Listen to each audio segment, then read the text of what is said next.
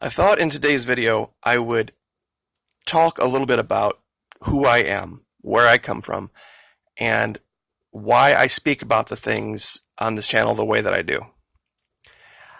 In the late 80s, after graduating high school, I joined the Army. Initially, I signed up for field artillery, 13 series. But when I went to the entrance and processing station, they saw that through middle school and high school I had taken a lot of foreign language, and they asked me if I would consider taking a test to possibly switch my MOS. It was called the DLAB, Defense Language Aptitude Battery. Passed that. They asked me if I wanted to become a 97 Echo United States Army interrogator. That came with, of course, 1 year of language training out in California. Of course, I took it because there was a huge sign-on bonus as well. At least for that time, huge sign-on bonus. I value everything that I learned at Fort Huachuca. Looking back, I can't say that I would make the same decision. Army interrogation is a brutal, nasty, dirty business. Army intelligence in general is, but it's a job. You know, the military is the military. And one thing that you retain is the ability to identify when you yourself are being targeted with psychological manipulation. It is unmistakable. Part of the training is going through SEER, survival, evasion, resistance, and escape. That resistance part, most people gloss right over. Everybody loves to talk about how do you survive, how do you evade being captured, and how do you escape, but nobody really covers in depth the resistance part. How to resist being compromised. Now, everybody has a breaking point. Everybody has a breaking point. That's what you have to learn. And you just have to resist long enough for the information you have to no longer be of use to the enemy. Now, why do I start here? Why do I say this? One of the candidates that we have running is a United States Army major. Initially, when she went in as Specialist Tamayo, she was a medical person, but she was commissioned as a lieutenant and is military police. They are very, very close, the two MOSs, the two jobs. At the time, it was designated, United States Army Interrogator was designated 97 Echo. If I have this memory correct, at the time, Army MP was 96 Bravo.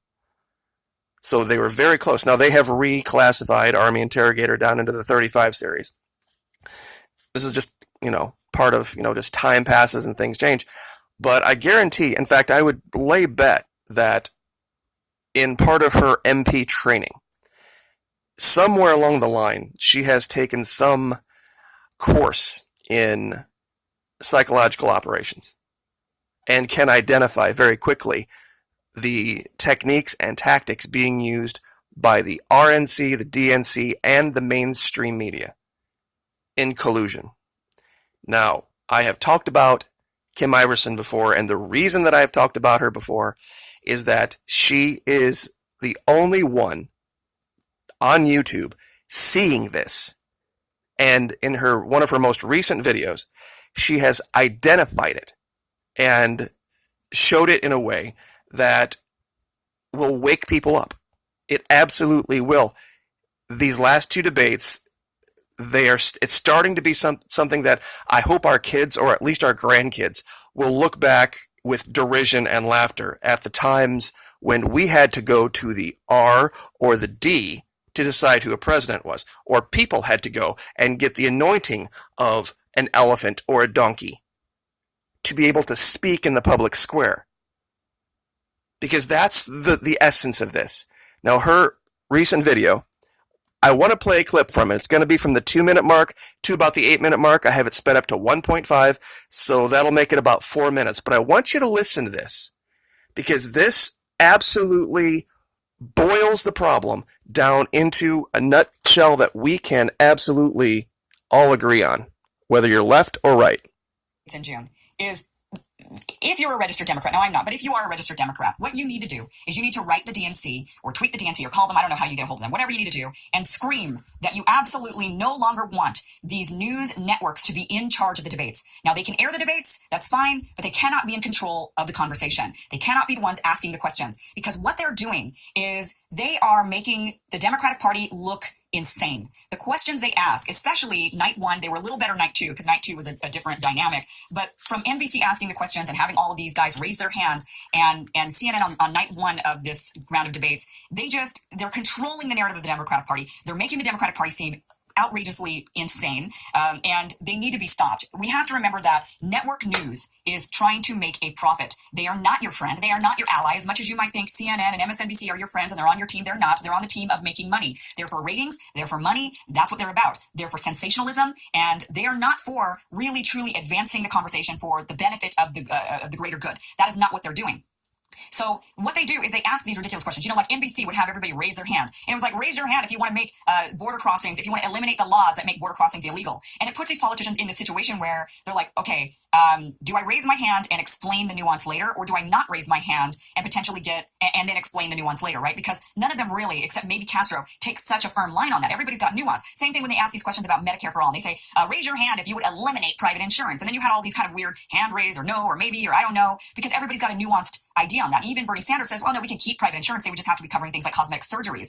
So also, one thing that really bothered me was when Anderson Cooper was questioning Pete Buttigieg, who I'm not a fan of Pete Buttigieg at all. And I do agree with Pete Buttigieg's answer. I just didn't like the way that Anderson Cooper asked it when he was saying, would you withdraw the troops from Afghanistan in your first year as president? Now, look, I think I agree with that policy. Tulsi Gabbard also takes the same stance that she would withdraw the troops her first year in Afghanistan. But the reality is that Anderson Cooper should not be the person holding. It's like, where did that idea come from? First of all, which candidate said it to where Anderson Cooper felt like he could ask that question, and then to double down and say in your first year. So all of a sudden now you've got Anderson Cooper controlling U.S. foreign policy, because if Tulsi Gabbard becomes president, now he didn't do this to her, but let's say it's Pete Buttigieg. Let's just say in some weird backwards world he becomes president. And he gets in there and he decides not to withdraw the troops from Afghanistan in year one. He decides to go about it a slightly different way. Maybe it takes him 2 years to do. Then all of a sudden you've got the narratives coming out of people saying, well, he broke a campaign promise because he said that he would withdraw the troops from Afghanistan in 1 year. And it's like, well, was that campaign promise of his? I don't really know, because I haven't studied his campaign that much. I'm not interested in him as much. So, okay, if it is an actual campaign promise on his platform, then that's fair enough. But if it's just because they think it's a campaign promise because Anderson Cooper said, would you withdraw the troops from Afghanistan? And he says yes. And then he says, in your first year, all of a sudden now that is controlling U.S. policy. What does Anderson Cooper have? Why is he controlling U.S. foreign policy? Why is he controlling border policy? You know, when they ask these questions like, would you make illegal border crossings no longer illegal? And then they hold these politicians to it because they're asking these kind of asinine, insane questions that don't allow for any room for nuance. All of a sudden, you know, people say, well, you said you were going to do that. And it's not only the liberals that would say, well, you said you were going to do it, and so now you haven't, so now you broke your promises. It's the Republicans that then latch on to these and they say, oh my God, listen to them. You know, this is what they're saying over there. These Democrats are crazy. They're so far left that they're saying that they would, you know, do X, Y, and Z.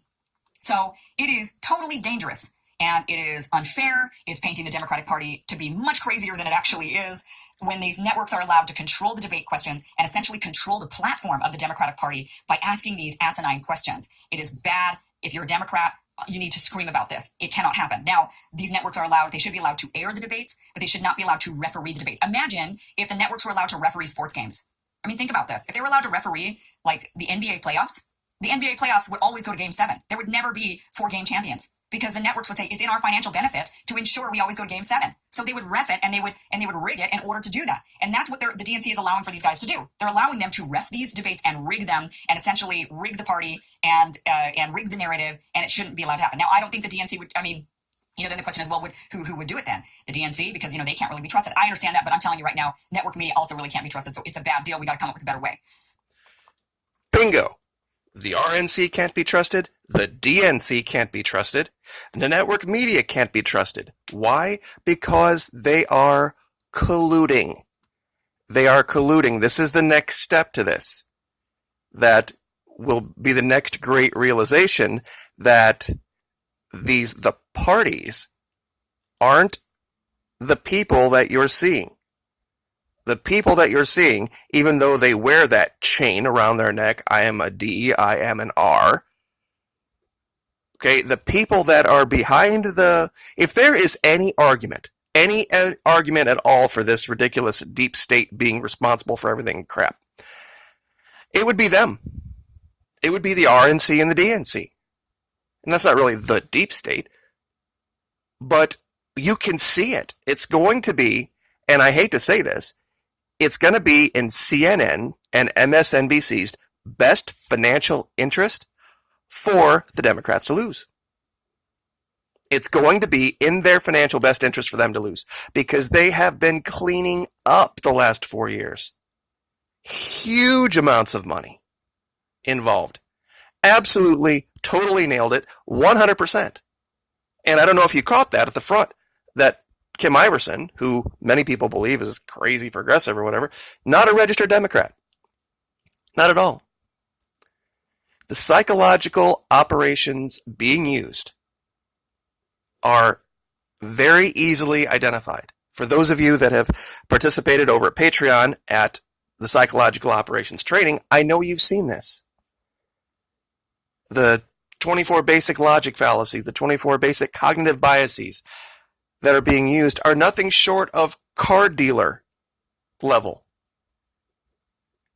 It's just completely transparent now that we have to, if it has an R by its name or it has a D by its name, unfortunately, we are, regardless of whether we like the people or not, regardless of whether we agree with maybe what they're saying or not, you can't vote for them because you're not voting for that person. You're voting for that party because that's what happens. And don't tell me it doesn't at the end of every election.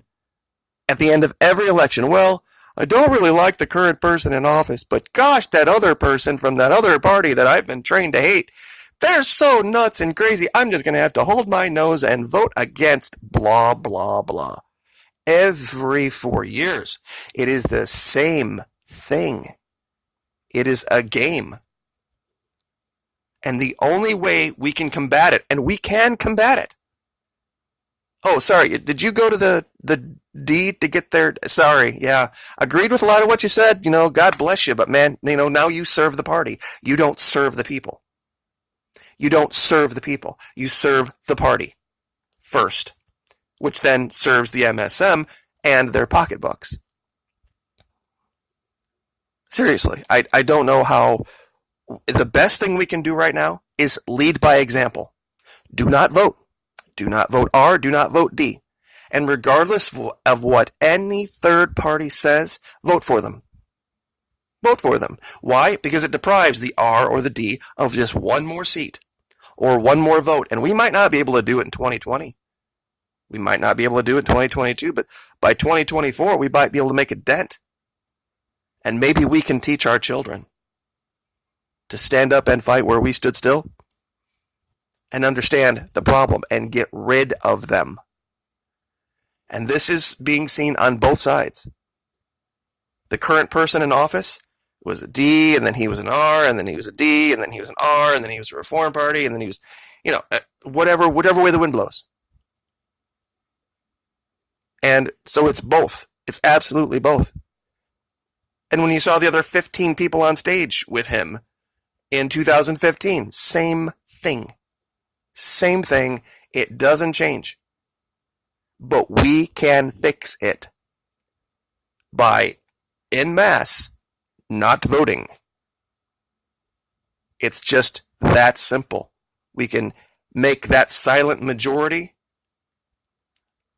a silent supermax majority and make them irrelevant.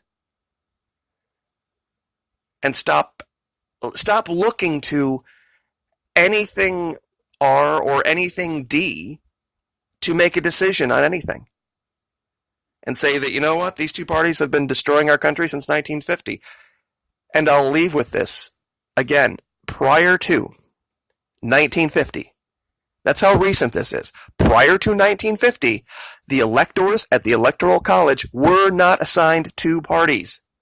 What our states have done, all 50 states, they have violated the non-delegation doctrine by allowing the parties to choose the electors. It is in the Constitution that the legislatures, the state legislatures, are supposed to choose those electors ahead of time.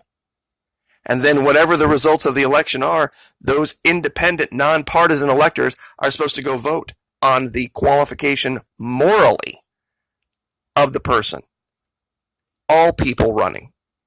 People, not parties. People, not parties. People, not parties. And I will leave that there, but well done. Absolutely well done. Once again, when we start talking to each other like people and getting rid of this whole partisan paradigm, then we can fix it. Like, share, subscribe.